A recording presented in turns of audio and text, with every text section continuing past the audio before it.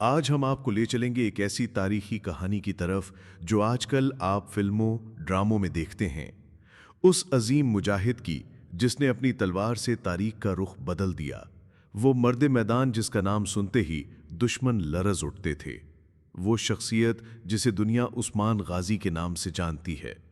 السلام علیکم، آپ دیکھ رہے ہیں عثمان انفو۔ تو بڑھتے ہیں ویڈیو کی طرف۔ کہانی کا آغاز ہوتا ہے 13ویں صدی میں، جب منگول حملوں نے پوری دنیا کو ہلا کر رکھ دیا تھا۔ ایسے میں ترک قبائل نے اناطولیہ کی سرزمین پر آ کر پناہ لی۔ انہی قبائل میں ایک قبیلہ تھا، کائی قبیلہ۔ اس قبیلے کے سردار تھے ارطغرل غازی۔ بہادری، عدل اور ایمانداری ان کی پہچان تھی۔ ارطغرل کے گھر ایک بیٹا پیدا ہوا جس کا نام رکھا گیا عثمان۔ یہ بچہ بچپن سے ہی نڈر تھا، ذہین تھا، انصاف پسند تھا۔ تلوار اس کا کھیل تھی اور ایمان اس کی طاقت۔ ایک رات عثمان نے ایک خواب دیکھا۔ اس نے دیکھا کہ ایک بزرگ اس کے سینے پر قرآن رکھتے ہیں، پھر اس کے سینے سے ایک شجر اگتا ہے جس کی شاخیں مشرق و مغرب تک پھیل جاتی ہیں۔ اس خواب کی تعبیر تھی کہ عثمان کی نسل سے ایک عظیم سلطنت جنم لے گی۔ یہی خواب بعد میں خلافت عثمانیہ کی بنیاد بنا۔ جب عثمان جوان ہوئے تو انہوں نے اپنے قبیلے کی قیادت سنبھالی۔ یہ کوئی آسان کام نہ تھا۔ ایک طرف بازنطینی حکمران تھے جو ترکوں کو ختم کرنا چاہتے تھے، اور دوسری طرف منگول خطرہ، لیکن عثمان نے ہمت نہیں ہاری۔ انہوں نے اپنے لوگوں کو منظم کیا، عدل قائم کیا اور دشمنوں کے خلاف جہاد کا اعلان کیا۔ عثمان کی سب سے پہلی بڑی کامیابی تھی کراجہ حصار کا قلعہ فتح کرنا۔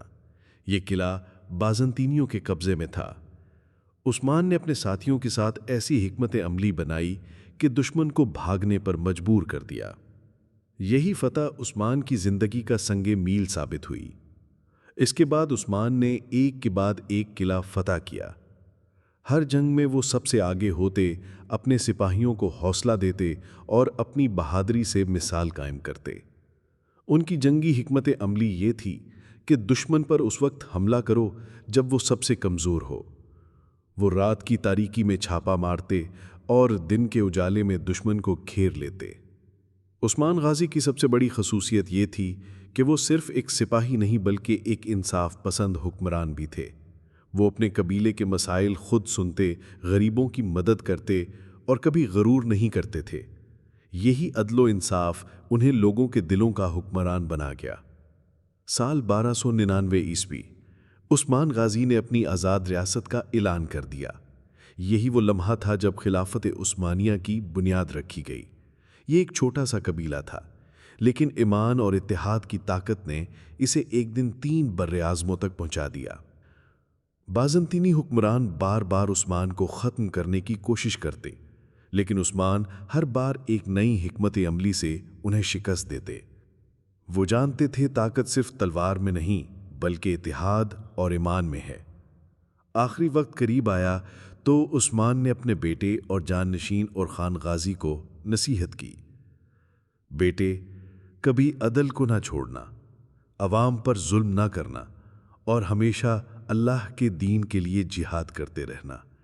انہوں نے یہ بھی وصیت کی کہ مجھے اس قلعے کے قریب دفن کرنا جسے میں فتح نہ کر سکا، تاکہ میری قبر بھی مجاہدین کے لیے پیغام بنے۔ اور یوں سال 1324 عیسوی میں یہ عظیم مجاہد اپنے رب کے حضور حاضر ہو گیا۔ دوستو، عثمان غازی کی کہانی صرف ایک انسان کی کہانی نہیں بلکہ ایک تحریک کی کہانی ہے۔